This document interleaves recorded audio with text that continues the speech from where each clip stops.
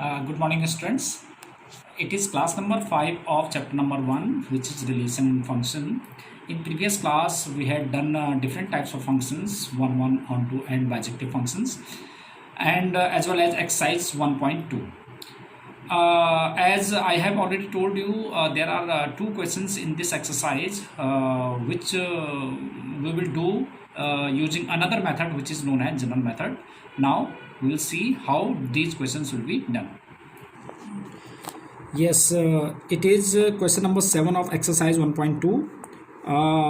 Question is given, which is given that in each of the following cases state whether the function is onto और bijective function, justify your answer. और इसके अंदर हमारे पास दो questions दिए हैं। तो let us start with first part. ये क्या है क्वेश्चन कि f is such that real to real number f(x) is equal to 3 minus 4x and we have to show this function is 1 and onto. अब इसमें हम general method use करेंगे। अब आप ध्यान से देखिए जनरल मेथड क्या होता है। जैसे हमने लास्ट क्लास में हमने किया था कि जैसे कोई फंक्शंस, जैसे हमारे पास f(1) is equal to f(-1) is equal to 1 है, तो ऐसे केस में देखो 1 और -1 की इमेज 1 है, तो इसका मतलब ये 1 1 तो नहीं हो सकता, क्योंकि 1 1 क्या होता है, जिसमें डिस्टिंक्ट इमेजेस होती हैं। तो इसमें -1 और 1 और -1 की सेम इमेज आ गई 1। तो इसको हम अब जनरल मेथड से कर सकते हैं। कैसे करेंगे हम इसको कॉन्ट्रडिक्शन मेथड यूज कर देते हैं कि let us suppose that x1 x2 belongs to R such that f(x1) is equal to f(x2). अगर ये 1 1 है तो x1 is equal to x2 आ जाना चाहिए, तो ये 1 1 होगा। तो इसमें देखिए जैसे अगर वो नहीं आता है तो इसका मतलब 1 1 नहीं होगा। तो इस वाले केस में देखो, जैसे मैंने अभी आपको एग्जांपल दिया कि ये फंक्शन हमारे पास 1 1 नहीं है, तो हियर इट इज सपोज ये 1 x1 है और -1 x2 है, तो here f(x1) is equal to f(x2) है। देखो दोनों 1 के इक्वल है, तो इसका मतलब f(x1) is equal to f(x2), यानी कि f(1) इज इक्वल टू -1 है। तो 1 इज इक्वल टू -1 आना चाहिए जब ये 1 1 होगा। तो आपको पता है कि ये 1 1 नहीं है, तो इसका मतलब 1 इज इक्वल टू -1 ये इक्वल नहीं आया है। तो इसीलिए हम इसी को इसलिए कॉन्ट्रडिक्शन मेथड यूज करते हैं। तो अब आपने इसको ध्यान में रखना है कि स्टेटमेंट आपकी किस तरह से होनी चाहिए कि let x1 x2 belongs to R, यानी कि अब it is the function from set A to B है ना। तो अब A और B दोनों सेट जो है हमारे पास रियल नंबर्स के हैं। तो इसका मतलब क्या हुआ कि let x1 x2 belongs to R, यानी कि हमने दो एलिमेंट ऐसे ले लिए x1 x2 belongs to R, मतलब सेट A में, such that f(x1) is equal to f(x2). When f(x1) is equal to f(x2), तो f(x1) क्या होगा 3 माइनस 4x1 और f(x2) क्या होगा 3 माइनस 4x2। तो जब f(x1) is equal to f(x2) है तो 3 minus 4x1 is equal to 3 minus 4x2, 3 से 3 कैंसिल हो गया, -4x1 is equal to -4x2, x1 is equal to x2। तो देखो 1 1 के लिए मैंने जनरल मेथड आपको लिखवाया था जब स्टार्टिंग में हमने डेफिनेशन लिखी थी कि जब भी हमें 1 1 प्रूव करना पड़ेगा तो हमने ये स्टेटमेंट यूज करनी है कि if x1 x2 belongs to R such that f(x1) is equal to f(x2) which implies x1 is equal to x2 आ जाना चाहिए। तो इसमें आ गया, तो देयरफॉर f इज 1 1। अब ऑन टू के लिए, for onto let f(x) is y, let f(x) is y, तो f(x) को मैंने y एज्यूम कर लिया। तो फ्रॉम फर्स्ट इसको f(x) को y रखा, तो y इज इक्वल टू कितना आ गया 3 माइनस 4x। तो 4x is equal to 3 minus y, तो x is 3 minus y upon 4। तो हियर इट इज हियर। अब देखो इसमें हमारे पास ऑन टू के लिए क्या होता है कि every element of set B should have pre image in set A. तो इसमें सेट बी और सेट ए जो है वो दोनों रियल नंबर्स के हैं। तो फॉर एवरी एलिमेंट ऑफ, यानी कि सभी रियल नंबर के लिए इसकी प्री इमेज यहाँ होनी चाहिए। तो अब देख लेते हैं इसमें पुट करके कि y के लिए, इसमें ये y है और इसमें x की वैल्यूज होंगी। तो y में कोई भी रियल नंबर रखूंगा मैं तो x की वैल्यू भी रियल आएगी, क्योंकि ये रियल टू रियल नंबर में है। तो इसका मतलब सबकी प्री इमेजेस यहाँ होंगी, तो इसका मतलब ऑन टू होगा। तो हम उसको जनरल मेथड से कैसे लिखेंगे कि here for every y belongs to R there exist का साइन ऐसा होता है उल्टा ही, there exist x belongs to R, क्योंकि R ये रियल टू रियल नंबर में है, x belongs to R such that f(x) is equal to y, therefore f is onto. तो ये from first and it is second तो from first and second we conclude that F is bijective function. आपको पता है कि अगर कोई function 1 1 and on to होता है वो बाइजेक्टिव फंक्शन होता है। तो फर्स्ट तो हमने प्रूव कर दिया कि इट इज़ बाइजेक्टिव। तो यही चेक करना था हमने कि whether this function is bijective और नॉट। अब देखते हैं सेकेंड पार्ट में। Second part is you have to justify your answer. तो हमें चेक जस्टिफाई करना है। तो अब सेकेंड पार्ट है, second part is what is second part, f is such that from real to real number f of x is equal to 1 plus x square। तो हमने फिर वही जनरल मेथड यूज करके देखते हैं कि ये अब हमारे पास 1 1 और ऑन टू फंक्शन है या नहीं है, या बाइजेक्टिव फंक्शन है या नहीं है। तो वही जनरल मेथड यूज करते हुए कि let x1 x2 belongs to R, set A होता है ना R, such that f of x1 is equal to f of x2। तो जब f of x ये है तो f of x1 क्या होगा 1 प्लस एक्स स्क्वायर। तो 1 plus x1 square is equal to 1 plus x2 square, 1 से 1 कैंसिल हो गया, x1 square is equal to x2 square. तो x1 is equal to plus minus x2, इसकी दो इमेज आ सकती हैं। तो अब देखो x1 is equal to x2 नहीं आया तो इसका मतलब ये 1 1 नहीं होगा। तो सिंस अब ये x1 is equal to x2 नहीं है ना, तो देयरफॉर f इज नॉट 1 1। अब हम चेक करते हैं ऑन टू। वैसे तो अब हमें हमने बाइजेक्टिविटी चेक करनी है, तो ये तो यहीं पे ही पता चल गया जब 1 1 नहीं है तो इसका मतलब बाइजेक्टिव फंक्शन भी नहीं होगा।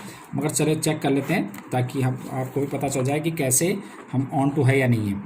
तो let for onto it is for onto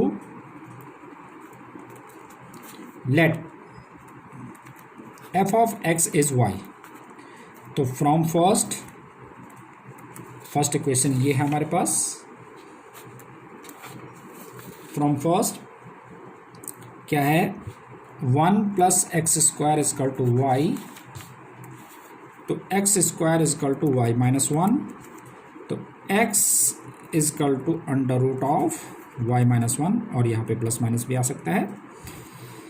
अब देखेंगे इसमें कि सभी y की सभी रियल वैल्यू के लिए x की वैल्यू रियल आ रही है, क्योंकि it was the function from real to real number. ये भी रियल टू रियल नंबर में फंक्शन था। तो अब देखते हैं, अगर मैं सपोज इसमें -1 पुट कर देता हूँ तो -1 और -1 ये तो -2 हो जाएगा। अब -2 का अंडर रूट हमारे पास रियल नंबर नहीं है, तो नहीं है फिर यहाँ पर, ये सभी के लिए नहीं है। तो ऐसे लिखेंगे since for every y belongs to R there exists x does not belongs to R such that f of x is equal to y, so f is not on to। या हम दैट इज करके आप check भी कर सकते हैं कि when y is equal to 0 रख देंगे या -1 रख देंगे, -2 कुछ भी रख सकते हैं। कोई सा एक एग्जांपल देंगे तो -1 इज इक्वल टू -0 ले लिया तो x is equal to plus minus root of -1 आ गया विच इज़ आयोटा। तो which is not real, which does not belongs to R। तो that means this is not onto. तो hence f is not onto. अब ये 1 1 भी नहीं था, ऑन टू भी नहीं था, तो therefore hence f is not bijective function।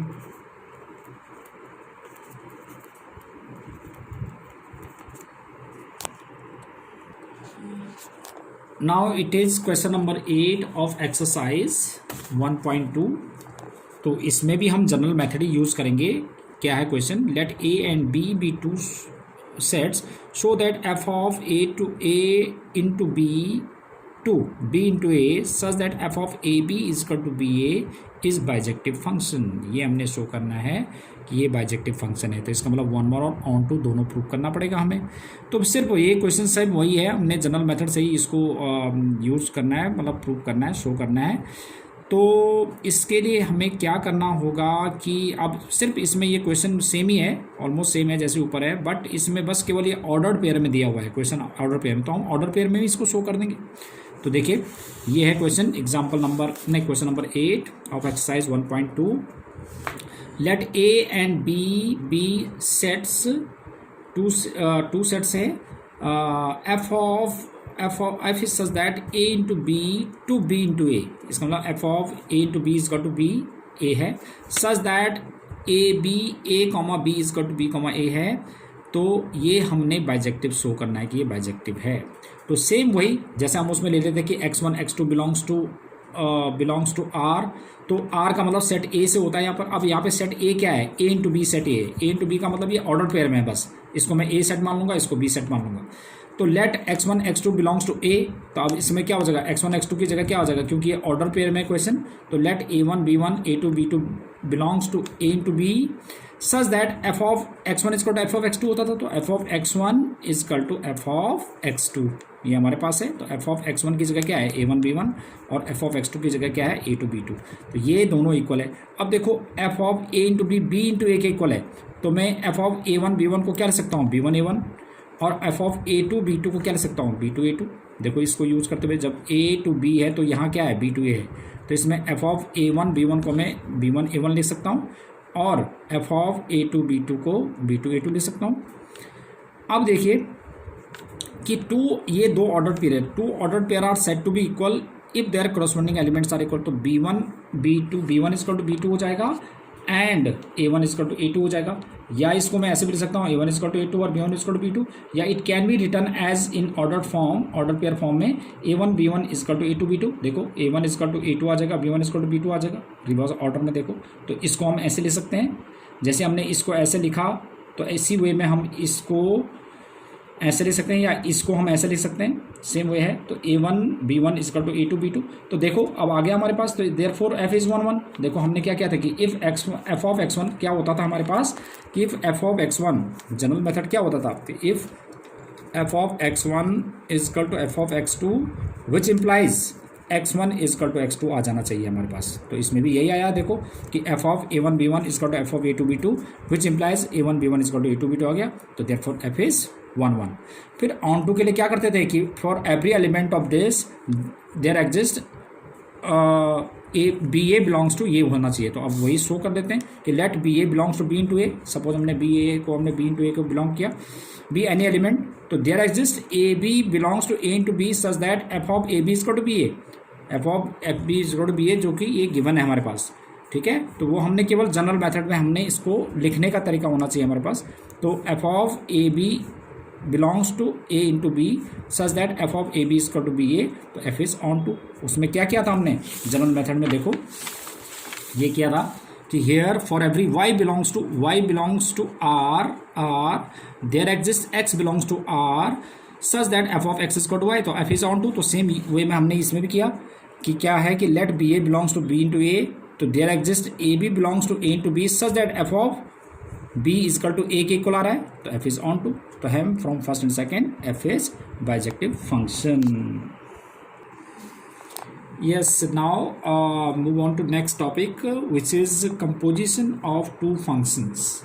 Composition as name suggests, composition means कि combination of those two functions, कि कैसे हम दो functions का combination से एक जनरल फंक्शन हम डेवलप करते हैं. देखिए late f is such that from a to b, यानी कि दो सेट्स हैं a और b.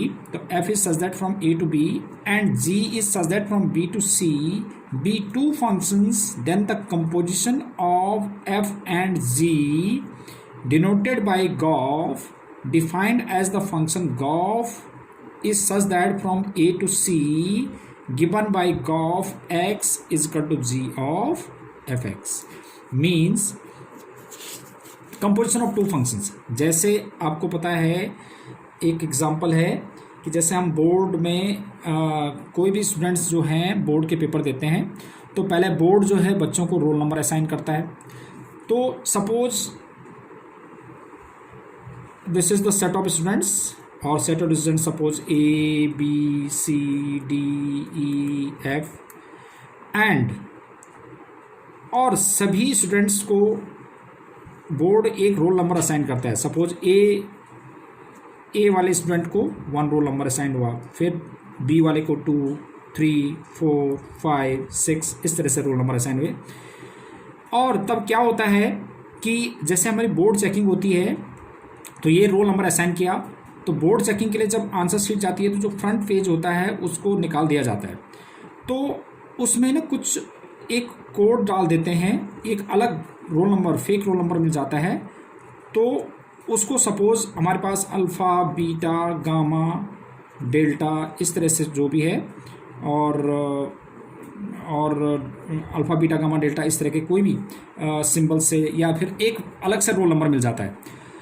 तो फिर क्या होता है कि जब वो अलग से रोल नंबर फिर ये इवेल्यूएटर के पास जाता है, ये चेकिंग होके फिर वापस आता है, फिर इसके जो रोल नंबर उसके ऊपर चिपका दिए जाते हैं, फिर जो है वो उसी बच्चे का मार्क्स पता चल जाता है। क्योंकि जब ये आंसर शीट इवेल्यूएटर के पास जाता है तो उसका रोल नंबर नहीं होता, रोल नंबर निकाल दिया जाता है, उस पर कुछ और फेक रोल नंबर डाल दिया जाता है।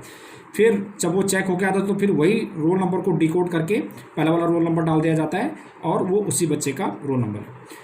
तो क्या मतलब हुआ कि suppose the assignment of roll number two each student is under the function F. Suppose जो बोर्ड ने ईच स्टूडेंट्स को रोल नंबर असाइन किया है that is under the function F, and और जो फ्रैक्शनल रोल नंबर दिया गया है बच्चों को या जो फेक रोल नंबर दिया गया है वो that is under the function G. तो अब देखिए जैसे ये वाला बच्चा और ये जो रोल नंबर है ये डायरेक्टली नहीं, डायरेक्टली तो इससे कनेक्टेड है बट इससे और इससे इनडायरेक्टली कनेक्टेड है। तो यानी कि इसका और इसमें क्या रिलेशन होगी, suppose it is the A और it is set of B, it is set of C, तो इससे इसमें connection that is known as gof, composition of these two functions. यानी कि ये और ये जो है आपस में कनेक्टेड है बट इनडायरेक्टली कनेक्टेड है। तो that indirectly connected connection between these two sets that is under the function gof. तो this function is known as Gauff.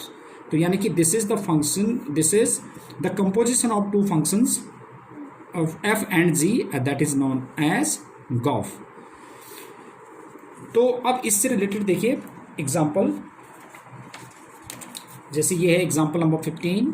We have example number 15 is कि f is such that from 2 3 4 5 and g is f is such that 2 3 4 5 2 3 4 5 9, मतलब इस function क्या है, इस set से इस set में फंक्शन है। And another function g such that from this set to this set such that f of 2 is equal to 3, यानी कि 2 की जो इमेज है वो 3 है, ऐसे 3 की इमेज जो है वो 4 है, 4 की इमेज जो है वो 5 है और 5 की इमेज जो है वो हमारे पास इसमें 5 की इमेज जो है हमारे पास 5 ही दे रखा है। एंड G3 G4 इन दोनों की इमेज 7 दे रखी है, G3 और G4 की इमेज 7 है, G5 और G9 की इमेज जो है वो 11 दे रखा है। तो we have to get gof, हमें composition of these two functions यानी कि गॉफ निकालना है। तो गॉफ, अब जैसे f लास्ट में आया तो f के हमने सारे एलिमेंट्स का इमेजेस निकालनी है, यानी कि गॉफ 2 गॉफ 3 गॉफ 4 गॉफ 5। अगर हमें फॉग निकालना होता, सपोज हमें फॉग निकालना होता तो जी वाले हम सारे देखते, जी वाले मतलब G3 देखते, ये वाले देखते है ना। तो अभी मैं निकालना बताऊंगा कैसे।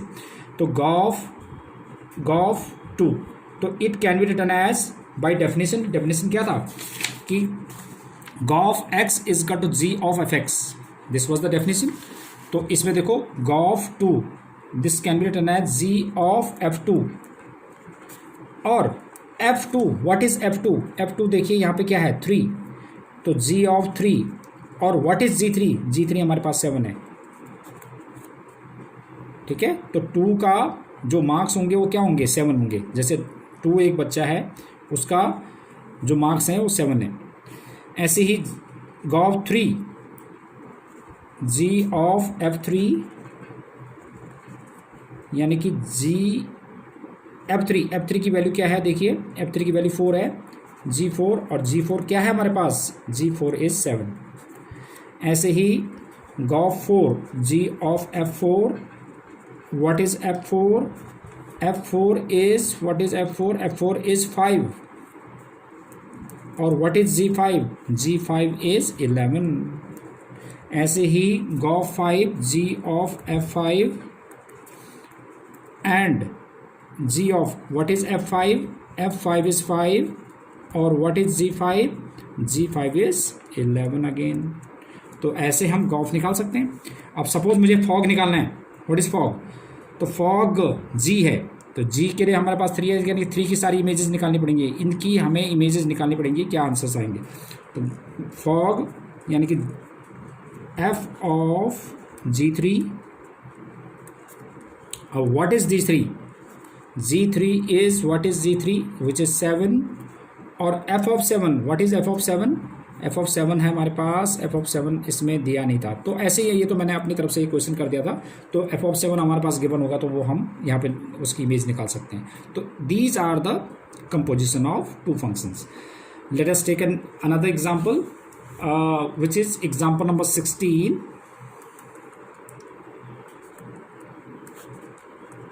Which is given in our textbook. That is given by, we have to find Goff and fog. We have to get Goff and fog. ये आपको निकालना है. If f is such that from real to real number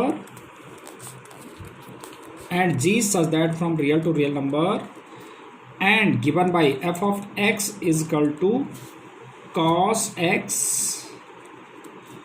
and g of x is equal to 3x square. To show that, we have to show Goff does not equal to fog. So let us see. First of all, get Goff, that means g of fx. And what is g of fx? देखिए g of fx, fx की value देखिए, fx है cos x, तो g of cos x, fx की value है cos x. अब gx है हमारे पास 3x स्क्वायर, तो यहाँ पे x की जगह cos x है, तो it can be written as 3 cos x to the square, which means 3 cos square x. Now fog, that is f of gx, f of gx, what is gx? 3x square. अब fx देखो, जब हमारे पास fx की value cos x है तो what will be f of 3x square? तो 3x square यानी कि जहाँ पर x है वहाँ क्या जगह x है, वहाँ 3x square आ जाएगा, तो it is cos 3x square. तो हियर इट इज, इसमें 3 cos square x है, ये क्या है cos 3x square. तो here you can see that Goff does not equal to fog. तो ये क्वेश्चंस आप कर सकते हैं. Similarly you can do example number 17. तो आपने एग्जाम्पल नंबर 17 तक करना है. ये सारे नोट्स आपने बना लेने, एग्जाम्पल नंबर 17 तक करना है आपने, और आगे मैं नेक्स्ट क्लास में बनाऊंगा. आपका इस क्लास में यही होमवर्क है कि आपने ये सारे एग्जाम्पल्स करने हैं. बहुत